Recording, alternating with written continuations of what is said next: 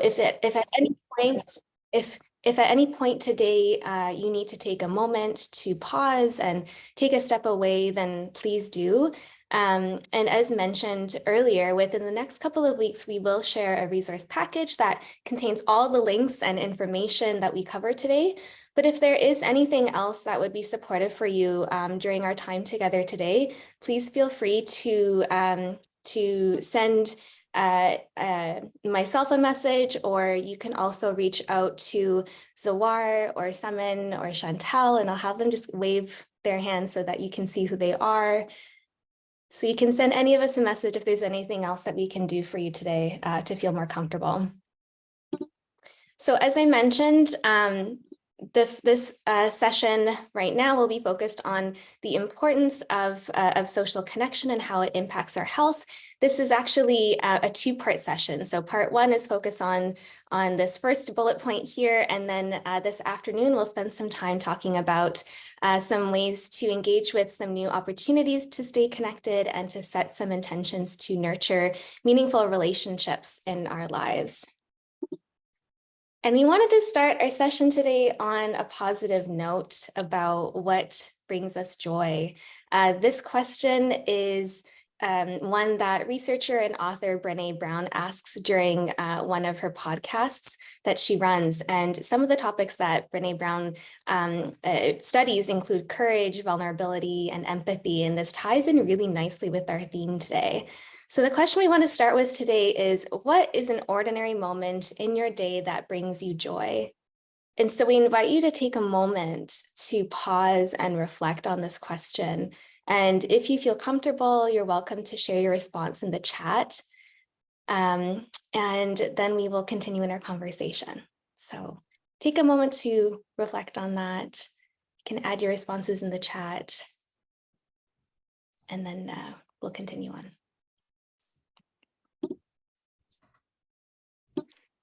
Addie says, my morning coffee, me too. I have it right here with me.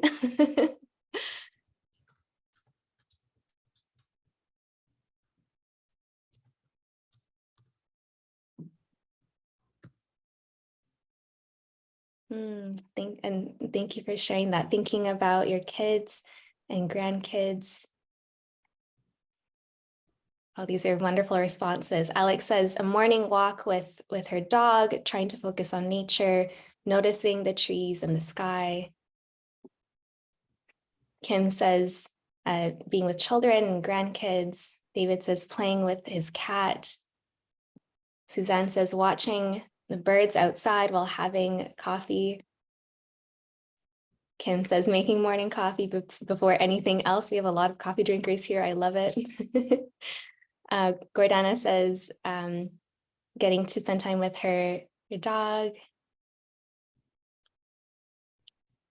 Bill, I love that. Bill says, I pause with Maya. Hope says Wordle. This is so beautiful. Thank you all for sharing. These are such lovely responses. And what we might notice is that it's a lot of they're these like small moments. And they are truly kind of ordinary. These might be things that we do every day, but it's taking the time to notice.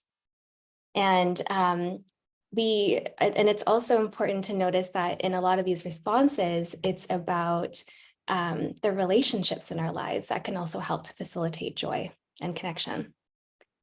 And so today in this session, we'll be talking a little bit about this theme, or not a little bit, a lot about this theme. And it ties into, or that question ties in a lot into some bigger questions about what does it mean to live a good life? What makes a good life? And to start our session, we have this really great video you'll see here. So there are two short videos from two TED Talks. One is from Robert Waldinger, and he is the director of the world's longest and still ongoing study of happiness. And the other clip is from Susan Pinker, who is a developmental psychologist who studies longevity. So we're going to just take 4 minutes now to hear a little bit from them about what it means to live a good life and a healthy life, and then we're going to talk about it a little bit. So I invite you to, as you're listening, maybe just notice what stands out to you, as we'll talk about it a little bit afterwards.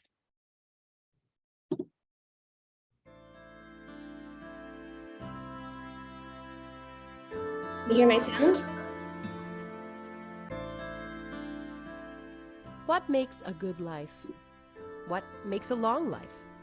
What makes a healthy life? The answer may surprise you. The secret is your social life. Brought to you by Health and Wellness Friendly Communities of Ontario, this video presents some of the world's leading scientists to explain why social relationships are so important to our lives, what happens when they're missing, and what steps each of us need to take on our journey towards connection.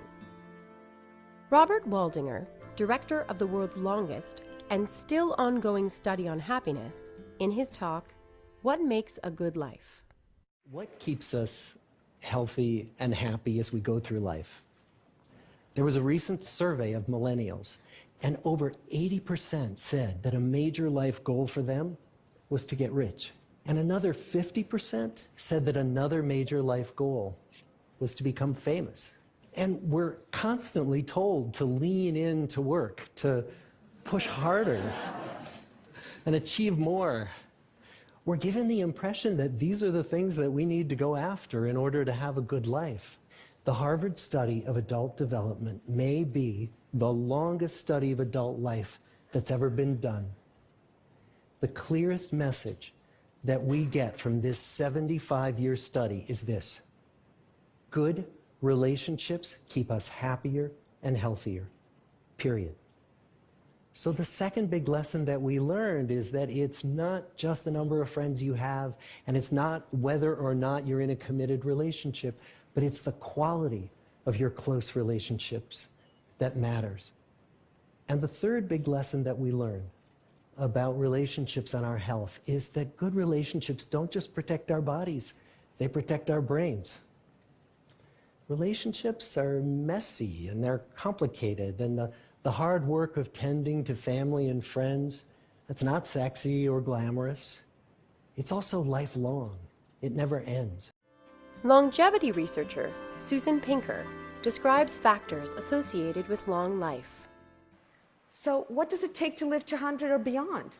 As you will see, the answer is not what we expect, going from the least powerful predictor to the strongest. Whether you're lean or overweight, you can stop feeling guilty about this because it's only in third place.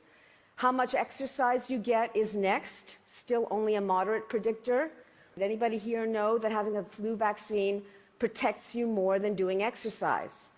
And getting towards the top predictors are two features of your social life. First, your close relationships. These are the people that you can call on for a loan if you need money suddenly, who will call the doctor if you're not feeling well, or who will take you to the hospital, or who will sit with you if you're having an existential crisis, if you're in despair. Those people, that little clutch of people, are a strong predictor, if you have them, of how long you'll live. And then something that surprised me, something that's called social integration. This means how much you interact with people as you move through your day. How many people do you talk to? And these mean both your weak and your strong bonds. So not just the people you're really close to who mean a lot to you, but like, do you talk to the guy who every day makes you your coffee? Do you talk to the postman? Do you talk to the woman who walks by your house every day with her dog? Do you play bridge or poker or have a book club? Those interactions are one of the strongest predictors of how long you live. What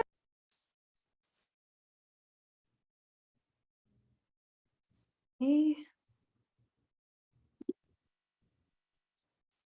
All right, give me just one moment here.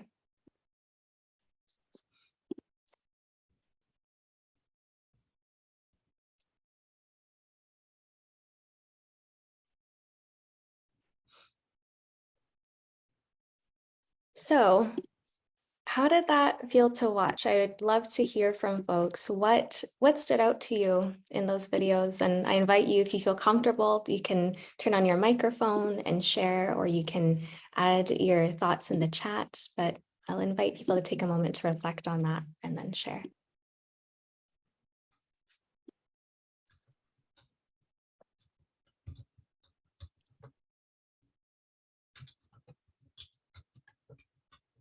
Bill, yes.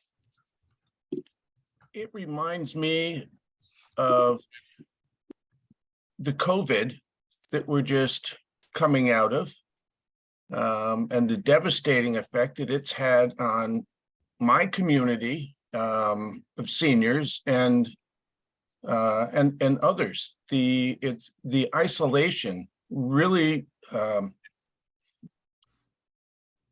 the effects of isolation really come through and point to the fact that it's these interactions that, you know, that really make a difference.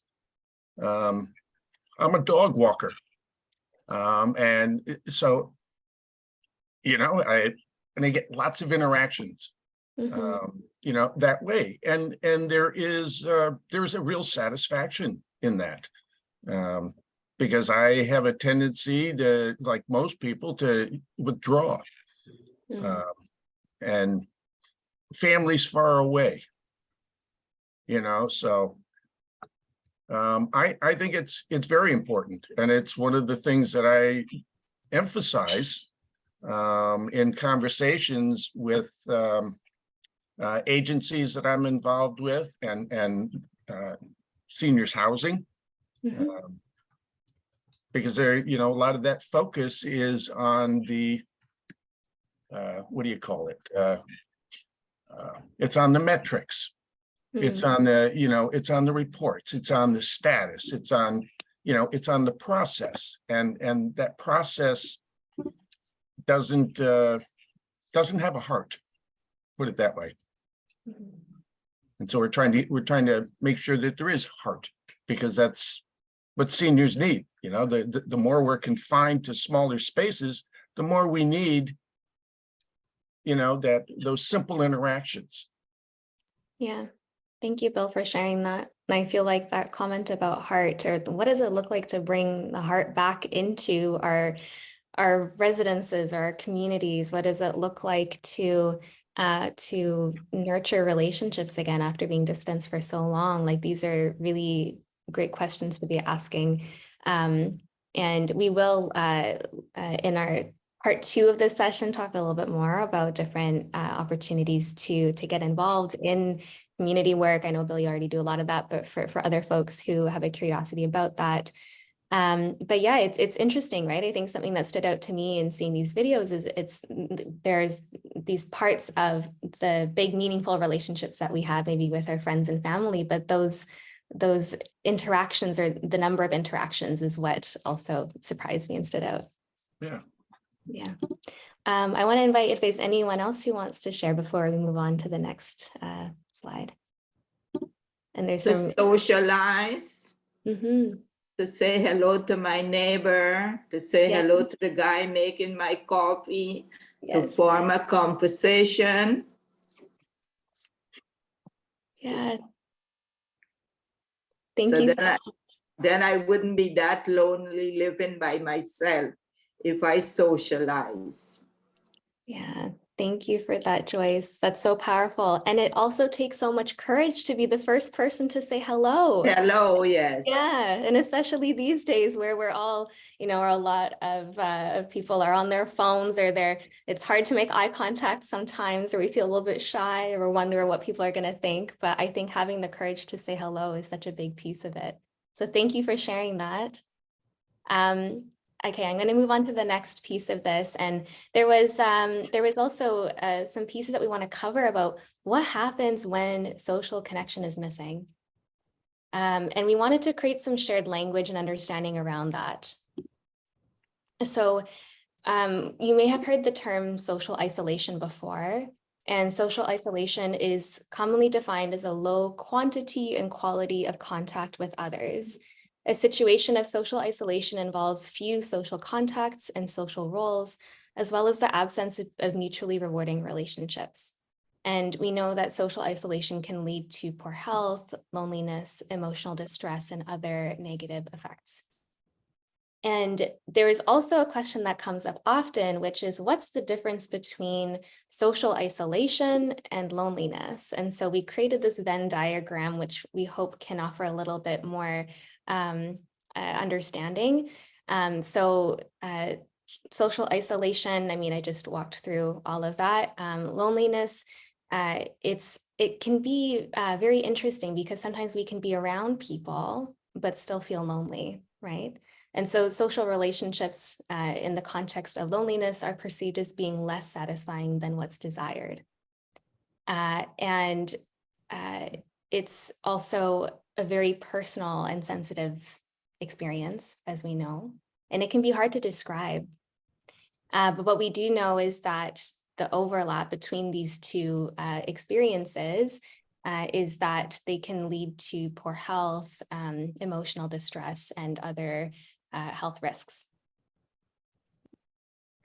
So we know that loneliness, for example, increases the chances of feeling stress, anxiety, and depression.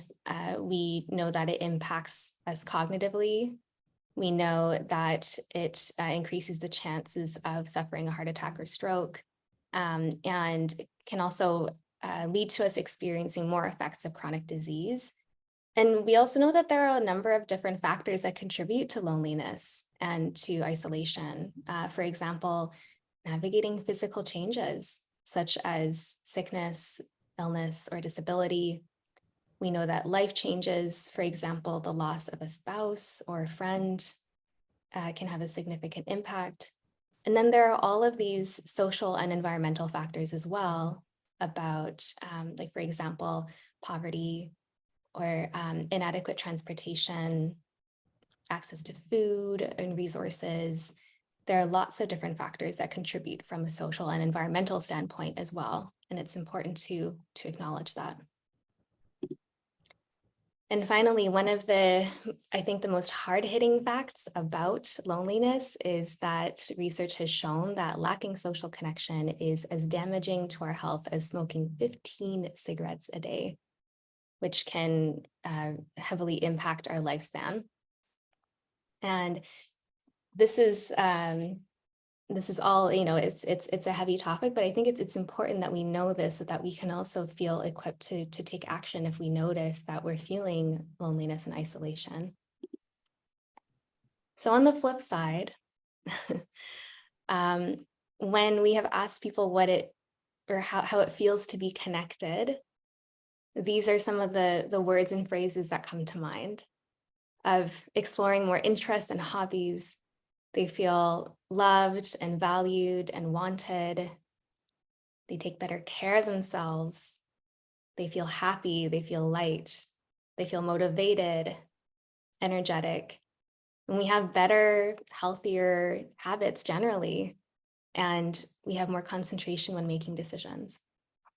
And this is what today's theme is all about, is about moving from perhaps being in a place of loneliness, or maybe noticing that we have moments of that, and finding ways to better understand what's happening or how we're feeling, and then also being introduced to different opportunities to be more connected within our communities, both online and in person. And we know that relationships are such a critical piece of our wellness, and we want to make space to explore that together today.